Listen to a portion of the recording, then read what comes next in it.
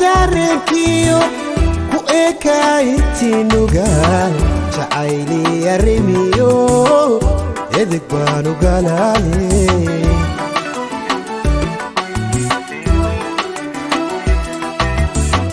halistu aparo ilalaha tarekiyo ku ekaytinuga jacayli yarimiyo edig baanu galaaye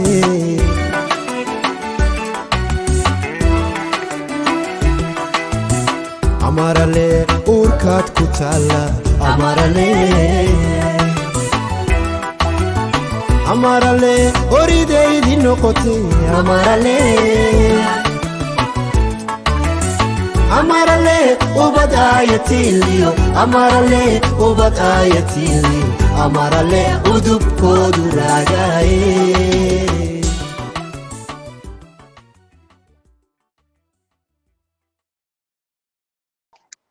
Thank you to everyone who has been introducing themselves in the chat.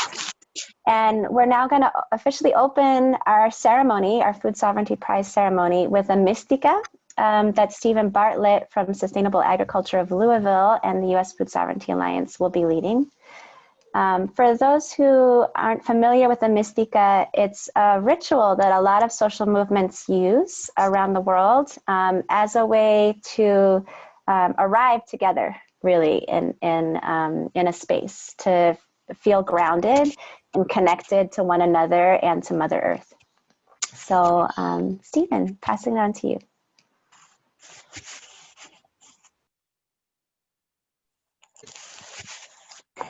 And if you are not talking, that helps.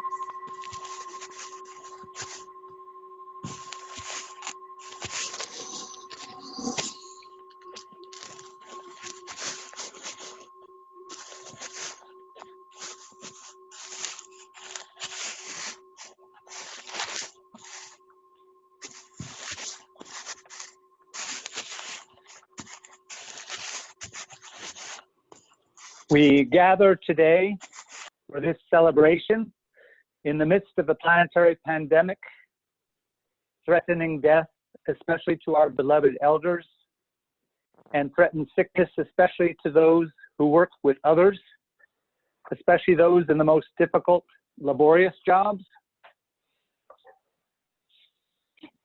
We recognize the dire economic circumstances that force food workers into high-risk workplaces and the lack of support and health care for the most marginalized and impoverished workers and their families, especially immigrants and those in red-line communities of color. Today, we celebrate the vital work performed by these people, despite the risks, who are feeding us all in the midst of social distancing and mask wearing and isolation, and for many, loneliness. Essential workers who are risking COVID-19 to feed humanity include farm workers, family farmers, direct marketers, meat packers, grocery store workers, food transportation workers, food delivery workers, cooks and restaurant workers, family cooks and food buyers. Hello, namaste, Nepali comradeहरूले सुनिराख्नु भएको छ? Food processors, seed savers and vendors, food pantry, food distributors, rural nurses, doctors, and janitors. We demand COVID protection and living wages.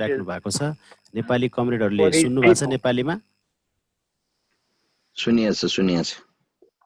Sorry, Stephen. Just 1 minute. I think if people can put themselves on mute or enter a language room so that we don't hear background talking, that would be helpful. We honor and celebrate those who have died at the hands of racist police and National Guard forces here in Louisville, Kentucky, USA, such as Breonna Taylor, and for those such as George Floyd and the hundreds of others across the US and the world who have died due to white supremacy and institutionalized racism.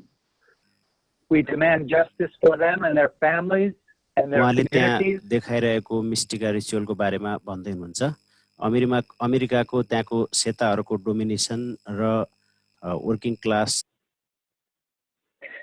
And I hope in the growing interracial social movements emerging across our country and our world to transform our corrupted and complicit institutions. Mother Earth feeds us abundantly, and we honor her and follow her ways by being generous and open-handed with our seeds, our sweat, and our tears. उहाँले स्क्रिनमा देखाएको मिस्टिकाको बारेमा पढ्नुभयो जस्तो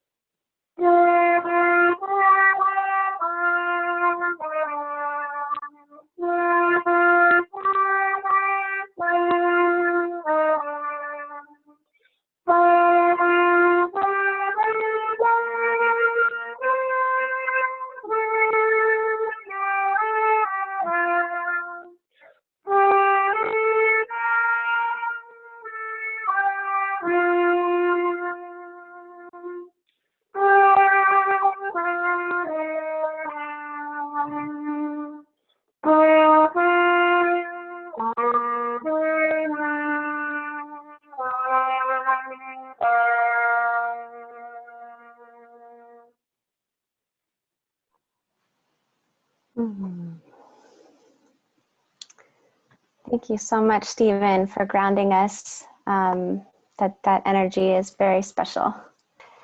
With the energy that Stephen brought to us, that's very powerful, remembering really the reasons that we're all here and the people who are behind the struggle for food sovereignty. On behalf of the whole U.S. Food Sovereignty Alliance, and a special shout out to the team that's been working hard to pull this together, welcome to the 2020 Food Sovereignty Prize ceremony. The U.S. Food Sovereignty Alliance was founded a decade ago to strengthen and unify struggles for food sovereignty across the United States in articulation with the broader global movement for food sovereignty, that really being a key point that we're part of the world. The Alliance works both through regional organizing and national level collectives to advance awareness and action toward food sovereignty. And we're honored to be the main sponsor of the Food Sovereignty Prize. The Food Sovereignty Prize itself was born in 2009 when a national gathering of food movement activists was taking place in Des Moines, Iowa. Shout out if you've been to Des Moines or if you live there.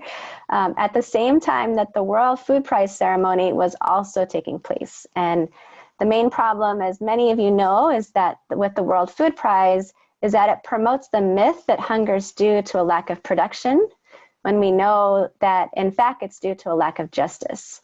And I would add far too often promotes corporate agribusiness over the real small-scale agriculture from the ground up.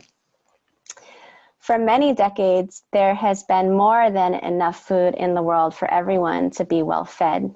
But we have a food system that places profits over people, that exploits and impoverishes producers and workers across the food chain, that fuels climate change, and that fosters inequalities based on race, class, gender, caste, and other social divisions. The narrative that we can produce our way out of hunger is dangerous because it obscures these realities to the benefit of those who profit from them. We're seeing this all the more today in the midst of COVID and rising rates of hunger as global powers scramble to reinforce the existing system. Food sovereignty, on the other hand, advances an entirely different system, one in which food is a basic human right, where food producers and food chain workers are valued, where the rights of Mother Earth are respected and upheld, and where people are empowered to shape their own food policies and food systems. This is what the Food Sovereignty Prize champions by recognizing collective efforts to transform the food system from movements from the ground up. Today, we're here to celebrate the inspiring efforts of two incredible groups that are part of building these movements, the Somali Bantu Community Association and the All Nepal Peasants Federation. Before we introduce them, we have the huge pleasure of hearing from a past recipient of the Food Sovereignty Prize, whose efforts today could not be more important in the face of the COVID pandemic. Edgar Franks was the civic engagement coordinator at Community to Community Development. Shout out to Community to Community, we love you. When they were awarded the Food Sovereignty Prize in 2014. They're based in Bellingham, Washington. Edgar helped support the formation of Familias Unidas por la Justicia, the first indigenous-led farm worker union in the US, located in Bellingham, Washington. Since 2019, he's acted as the political director of Familias Unidas. So I want to give a warm welcome, big virtual hugs to Edgar. Hello, thank you for that nice introduction, and it's good to see everyone. I haven't seen people in a while. Hope everyone's safe, and congratulations to the winners of this year's Food Sovereignty Prize. In I believe it was 2014 when C2C Community Development won the prize along with the Palestinian agricultural workers, which was a huge honor for us. I think at that time we were in the midst of a huge boycott against one of the world's biggest berry corporations, which was Driscoll's. Receiving the Food Sovereignty Prize at that time, I think, was really important because of all the history and what it symbolizes about, you know, the grassroots, poor people, working people, immigrants, farm workers taking on a huge multinational corporation. So we were really honored that we got that prize because it gave us a huge spiritual, emotional, and you know, momentum boost that we needed at that time. You know, it was a time when we were, you know, we had no resources, no money. All we had was the you know, the will to come out on top, and for however long it would take. And that Food Sovereignty Prize, I remember that when Rosalinda went to Des Moines to receive it, she took Patrick Patricio, who was one of the leaders of the farm workers. At that time, he was around 20 years old. And for him, for the first time to leave this community and go and join a world community, an international community, and be in solidarity, really inspired him and inspired his family to keep fighting and being in solidarity with everyone. After that Food Sovereignty Prize, I think a lot of things started to change. A lot of people started hearing the call for the boycott, not only here in the US, but around the world, which is needed to take on global companies. We need a global movement and global solidarity. You know, and with that support, eventually after 3.5 years of fighting and boycotting and picket lines and what have you, we were able to win recognition for a farm worker union here in Washington State, and it was the first farm worker union that had been formed in the United States in over 30 years. So we considered it a big win. Not only for farm workers, but for the food sovereignty movement in general. You know, in 2019, I transitioned out of community to community and now become the political director for the independent union of Familias Unidas. And we bring a lot of those lessons from the food sovereignty movement for our union to become more than just a union that bargains for collective bargaining agreements. we're really interested and are striving for systemic change, and take on these multinational corporations, whether it be here in Washington State, or anywhere around the world, and be in solidarity with all the peasants and the workers that are also fighting to defend their lands and their waters. So, you know, the Food Sovereignty Prize and the community that helps organize and mobilize, we're really thankful that we were brought into that space, and we want to contribute even more than we can here, because we're forever grateful for the big recognition that we got at that time. And you know, we want to still be working and organizing alongside with our comrades in the food sovereignty movement. The fight's not over. We're still here organizing in Yakima, Washington, and Eastern Washington. It's the agricultural hub of their state, and we're taking on a big corporation here called Allen Brothers, where a new union has formed of apple processing workers, and they formed their own independent union. And right now they're in the fight for their lives as they are organizing to vote in their union. The company is doing everything to bust them, but the workers are strong and resilient. And within a couple of weeks, we'll know the results of that vote. And today there's a huge action in Yakima. And if people can send good vibes and good wishes and good intentions to the workers in Yakima, it'd be much appreciated. Their union is Trabajadores Unidos por la Justicia, Workers United for Justice. And if we get a union in Yakima, we could definitely move the workers and food sovereignty movement forward here in Washington State and across the nation. So thank you all very much, and congratulations to this year's winners. Thank you so much, Edgar. Yeah, it's just so clear, like the commitment that you and other workers involved with Familias Unidas y Trabajadores Unidas, we draw a lot of hope and inspiration from that. So it's now my pleasure to invite Ian McSweeney, who's the Executive Director of Agrarian Trust, to introduce this year's Domestic Food Sovereignty Prize recipient. So thank you, Sarah. Thank you everyone for tuning in today in this present reality we face. It's wonderful to connect in this virtual way, and to all be here for such worthy and important work.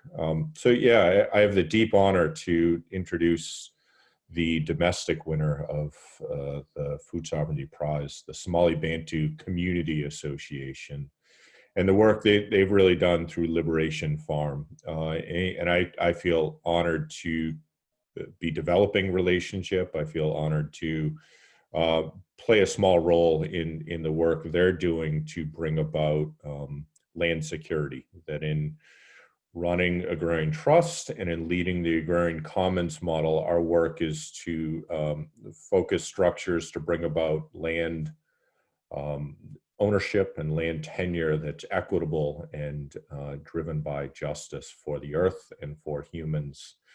And so through that work, we are and have been collaborating with the Somali Bantu Community Association.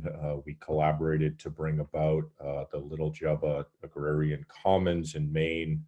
And really, I think back to just over a year ago, last October, we were part of hosting Northeast Regional Gathering of the U.S. Food Sovereignty Alliance. And after a day of gathering and building relationship, I walked to dinner with Mohidan and discussed their land reality and the land insecurity they faced, and the need for a well and the inability to get water on site because of the lack of land security of where they were, and you know, recognize that was in a context of Moheed, your work for generations that you hold for your community of finding and creating home, of building building health and resilience in a community, Lewiston, Maine, that deeply needs new life, new health, and people to carry forward into next generations.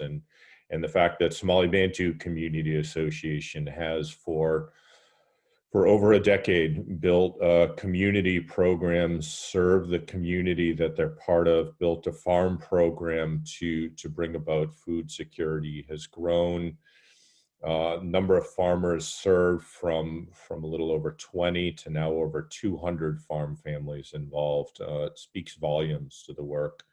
And the reality that context is all placed within a lack of justice of any type, lack of land security, lack of resources, lack of value and recognition for all you're doing, is, you know, a testament to the persistence and the work ethic and the value and the real importance of the work we're here to do to bring about land security, land tenure, food sovereignty. So, you know, grateful to introduce you, Moheed, grateful to be in collaboration with you, and grateful to manifest these land transitions to reform how we connect with and how we hold relationship with each other and land. So thank you. Congratulations, Somali Bantu Community Association.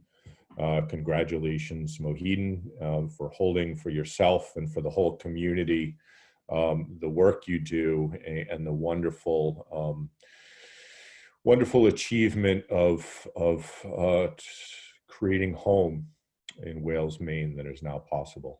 So thank you all.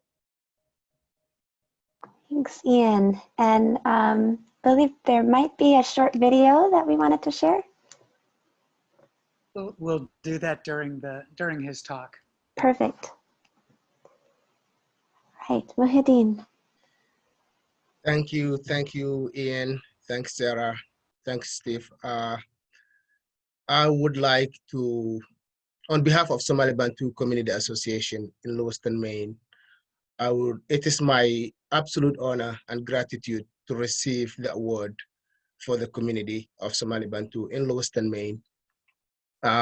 This work has been tremendously hard, and we have been through a lot.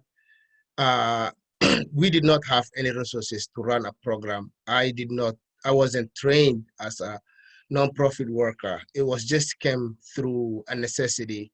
People needed services, programs, and different kinds of things. And I just stepped in. I didn't have resources. I didn't have money. I did not know how to raise funds. I had a heart, a big heart, and I tried to drop everything else that I had just to help my community. So this wasn't possible without all my friends, all my co-workers, including Jim Hanna, who was the person who helped us find a piece of land, Ashley Belko, who was the person who welcomed us into a piece of land in North Yarmouth. Christina Kalalo is our first marketing person who came into the organization and started organizing our programs and our work. For the first time, she was the person who was saying, "Oh, this is too big, Moheed, we can't lift this." You know, she was the person who made our reality to be a true dreams. We also would like to thank Hassan, who was one of our first people who we started working together as a volunteers. Now he's a paid employee, part-time paid employee. I would also like to thank Lana, who just came 2019, also Kat and everybody. So after giving thank you to my co-workers, I would also like to shout out to my board of directors who was listening to me. Sometimes I bring up ideas that they think it's not possible, but they will just agree after a long talk and a long discussion. They will just say, okay, push this, let's see where you go. You end up going. So we started a farming program in 2014 in North Yarmouth. We started with 20 farmers, and at the time it was, I think, in May of 2014. So the season was just beginning. We did not have tools. We do not have seedlings. And here we get a piece of land that is ready to be planted. So we scrambled and we started talking to greenhouses around. And as many farmers know, greenhouses will donate after they finish seedlings. So, and that in itself, in the Maine weather, you only have 120, 130 days of grow season. So we struggled the first time. The next year, 2015, we doubled our farmers to 40 farmers. So the main idea of starting this program was to increase our food security, because 90% of our community depends on food stamp. And when you have food stamp, you don't have the luxury of choosing healthy food. So since we were farmers from back home in Africa, we knew how to grow food.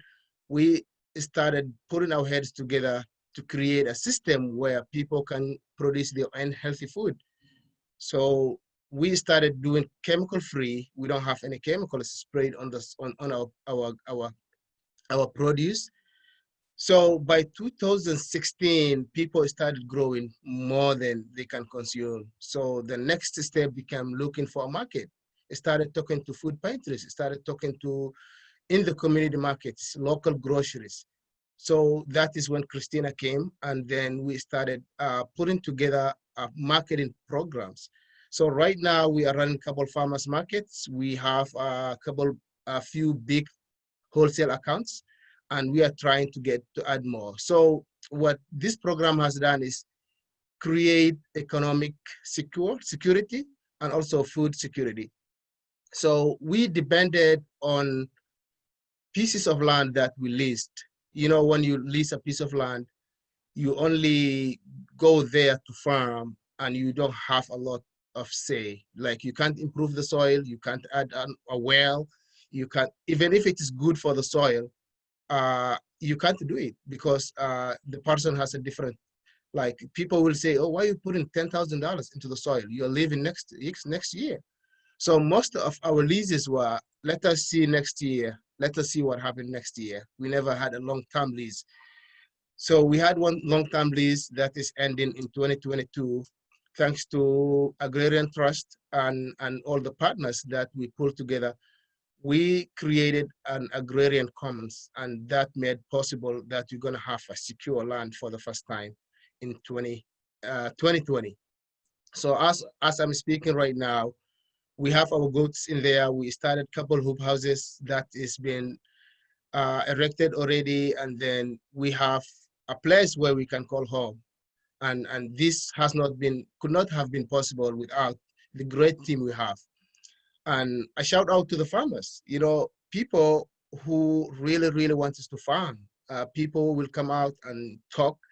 For the first time, we have a sense of community, because before we started farming program, people were just stuck in their apartments, and you see a 6-story building, we have 6 families in there, and nobody talk to nobody, because everybody has their own things in their house, like your restaurant is in the house, your TV is in the house, so you don't need to get out.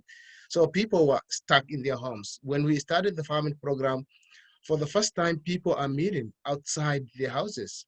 People are like breathing fresh air. People are sweating in the farm. People are producing food. So all these pieces were so successful. And it's not only farming program, we have other programs that are going. Another example is Kashiki project. This is a cultural talent room where we bring all the kids in the community to explain how we used to live back home in Africa. So we use pictures of our ancestors, like pictures, and kids will not believe their eyes. They will say, is this your father? No way, you don't look alike, you don't dress alike. You know, this is like 600 years, and it's only 20 years ago. So yeah, we are seeing a lot of issues, both in lowest and urban area in US, and also in the country where we came from, Somalia, where there's no justice. which is leading towards no food, no enough food in Somalia, because people who are growing food for the country has not been recognized, has not been respected, has not been valued. So, you know, we all know how hard farming is, and with no respect, with no value, people just give up farming. And as a result, in Somalia today, the whole country depends on WFB for food. And the whole country, for those who has the means, depend on the food that's imported from other countries, while they have the land, the water, the resources, the manpower to be self-sufficient. So with that few remarks, I would like to thank you all. Thanks Food Security, Food Sovereignty Alliance for recognizing our work. And I appreciate you guys all. Thank you. Wow. Can we all take a minute, like folks come off mute and just like clap and give some love to everyone at Somali Bantu. Wow. Just like, so grateful for everything you're doing. I think, you know, the way that you described the building on the experience that your community has as farmers back in Somalia, and bringing that and creating new realities for new vision here. Yeah, so such a powerful story. I want to come visit your farms. So, so yes, so holding that, and now I'd like to invite Christina Schiavone, who's a colleague here at Grassroots International, and some of you know as someone who's involved in founding the Food Sovereignty Alliance years ago with many of you, to introduce this year's International Food Sovereignty Prize recipient. Thank you, Sara. Greetings to everybody from Bangkok, and thank you for tuning in from all over the world. And a big congratulations again to SPCA. And now it's truly an honor and pleasure to introduce our next honoree. As a food sovereignty activist and scholar, I'd heard about Nepal being one of only a few countries in the world to have food sovereignty enshrined in its constitution and national law. And for those of us from the US, imagine that, to have food sovereignty and national law. And I had wondered about the story behind these achievements, because behind every progressive policy development, and certainly every revolutionary policy development such as this, we know that there has been a massive amount of struggle and citizen mobilization to achieve it. Today, we honor one of the main forces behind this extraordinary achievement, the All Nepal Peasants Federation, ANPFA. With over 2 million members, ANPFA is truly an example of what effective organizing looks like. Before getting food sovereignty into their country's constitution, they set the stage for this to even be possible through their role in overthrowing Nepal's systems of feudalism and monarchy and pushing forward democratization. And they didn't stop to rest after getting food sovereignty into their constitution, but instead they have worked tirelessly to push forward its implementation through local and national organizing in an effort to actually make food sovereignty a reality in Nepal and beyond. They've also been active in COVID response efforts, and they are deeply engaged in regional and international work through the South Asian Peasant Coalition and the global peasant movement, La Via Campesina. So it's now an honor to invite the president and convener of ANPFA, Hari Prasad Parajuli, to take the floor. Thank you and congratulations again.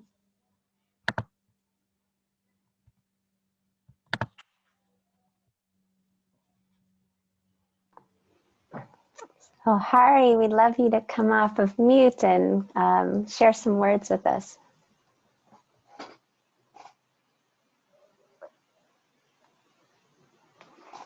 Can't see everyone. Can folks see where Hari is?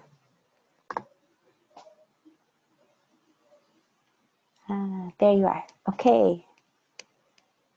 And then you just need to unmute yourself. So if you press the microphone button to unmute. Ready. Yeah, hello everyone. All you are listening? Yes, we hear you. Yes. Thank you. Yes.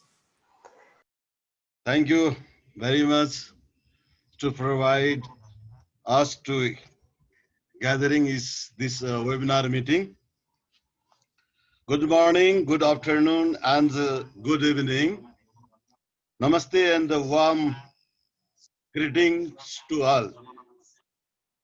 On behalf of All Nepal Peasants Federation and entire Nepalese peasants, it is our great pleasure to be the part of the historical ceremony of Food Sovereignty Prize 2020. It is also great to meet peasants and the people with the commitment and vision of food sovereignty, working in transforming the agriculture, peasantry, and our societies while producing the food to feed the wolves. As introduced by Comrade Christina, All Nepal Peasant Federation ANFA is the largest and apex organization of entire Nepali peasants, small producers, landless peasants, Dalits, women peasants, peasant, etc. Organized under various farmers groups, cooperatives, class-based associations, and subject-specific producers. Associations is honored to receive this prestigious award of Food Sovereignty Prize 2020, and we are happy to confirm the acceptance of this prize. We would like to express our sincere appreciations and acknowledgements to U.S. Sovereignty Alliance for this award to encouragement and honor towards strengthening the international movement for food sovereignty. Let me also congratulate the Somali Bantu Community Associations for the Food Sovereignty Prize 2020 and the cherished work you have done for all the justice loving people of the woods fighting against the evils of hunger and poverty and for the food sovereignty. This is an important moment. Dear peasant and friends, we live in a crucial juncture in the history of humankind, challenged by capitalistic crisis and the pandemic of COVID-19. But we are not silent. Our fight continues for rights of peasants and to reclaim our food system. We are united to feed the wolves, continue our production as well as to fight for the ecology and food sovereignty.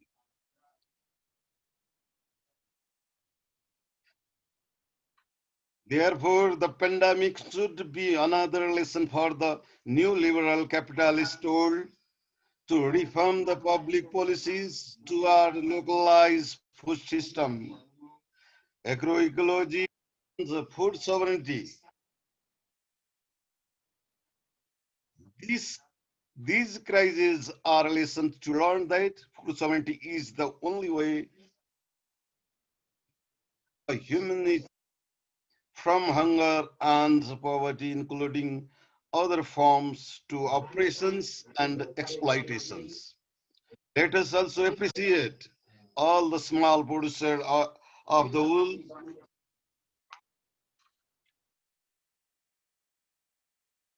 who continuously feed the wolves even during pandemic, when the industrial food system and the neoliberal markets was completely altered.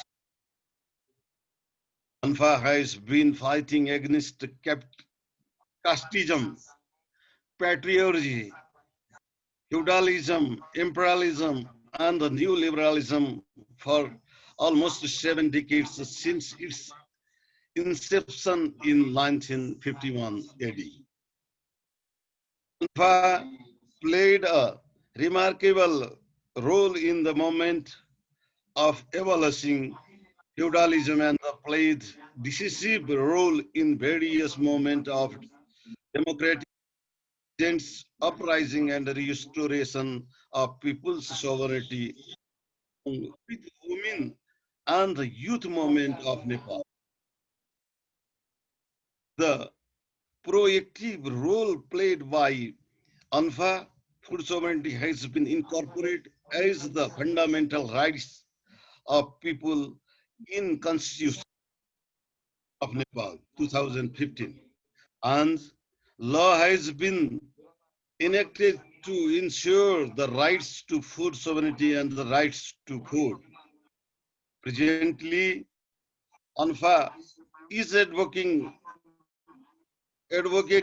and mass campaigning for the implementation of food sovereignty and the right to food, agrarian reform, land reform, agroecology, climate justice, and social justice.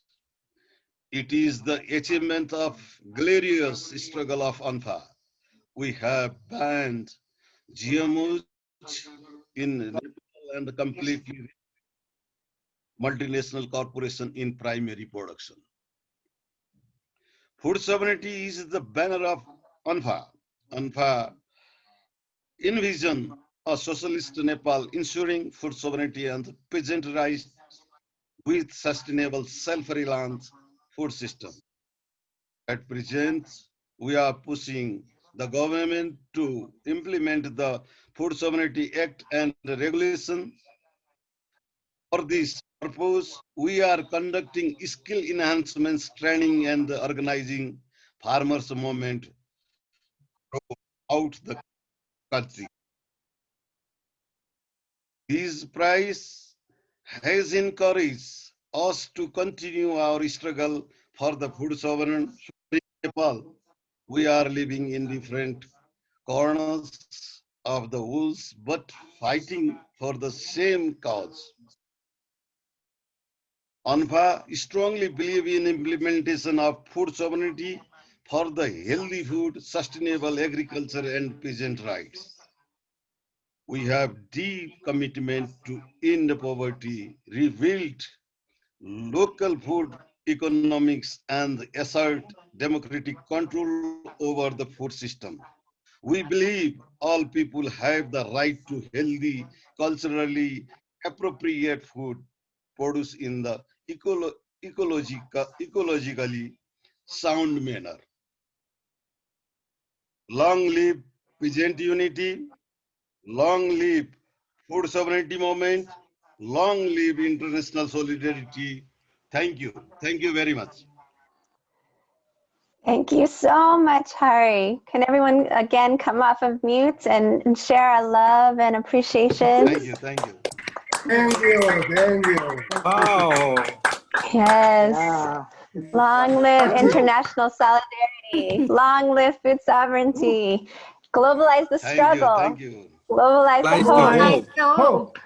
Yes. Yes. I think you're all feeling the energy, as I am, of just so much courage and inspiration. Hari, I so appreciate how you said very clearly what a crucial time we're living in this moment in history for all humanity. And it's people like you and movements like yours that are giving us the brightest hope for transformation, for the future we want to see for all future generations and for Mother Earth. So just the deepest, deepest gratitude and solidarity with you. And what we wanted to breathe this all in and ask for a few concluding words. We've asked both Muhyiddin and Hari if they have any final words to share, possibly a prayer or a poem, as we take your examples and keep going forward in action towards our common vision for food sovereignty. So I'll pass it first to Muhyiddin for any final words, or if you have a poem or a prayer that you wanted to share. No, I just would like to say thank you so much for attending this ceremony and giving you a valuable time in this pandemic. I would also like to thank Food Sovereignty Alliance for recognizing the work that we're doing. So I'm not a poet, but I just for those few remarks. Yes, and your work is your poetry. The farms are your poetry.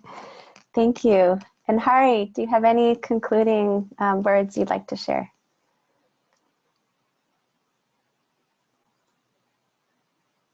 Sorry. No, a lot of thanks, thank you. But I have other things. If any query and questions are there, our comrade Parmesh will be replied. Thank you so much. And yes, we won't have time for questions and answers now, but we're in touch as sister organizations in the struggle. And so we'll look forward to continue dialogue and building and learning more from and with you. Yes, as Stephen said, we would like to be in contact in the future. So I want to again thank our incredible honorees for the work you're doing and for sharing it with us so powerfully today. I also want to thank all the comrades in the U.S. Food Sovereignty Alliance who were involved in organizing this, especially the team at Community Alliance for Global Justice for all your behind-the-scenes work that has made this possible. And a huge thank you to our incredibly talented interpreters, Mohammed, Madhab, and Joel, and everyone else who helped make today possible, including Christina, who prepped me very well for this. And last but not least, thank you to all of you for participating, everybody who's watching this now and in the future. And we appreciate all the work that you're doing on the ground to advance food sovereignty, and want to encourage you to stay connected to the U.S. Food Sovereignty Alliance. Could be through our Facebook page, our website. Reach out to us if you're interested in considering joining. We'd love to share more about how to get involved. We have regional collectives, which are open to member organizations. And also we have issue-specific collectives, which are open to anyone interested. So thank you again. And one more time, I'll say, long live international solidarity, globalize the struggle, globalize the hope. Globalize the hope. Globalize the hope. Stress. Globalize the hope. All right. Thank you, everyone. Thank you so much. And namaste. Bye-bye. Have a good Namaste. time. Stay safe. Thank you so much. Bye-bye from Africa, Bye. Zimbabwe. Bye, everybody. Thank you for being here. Bye. Oh.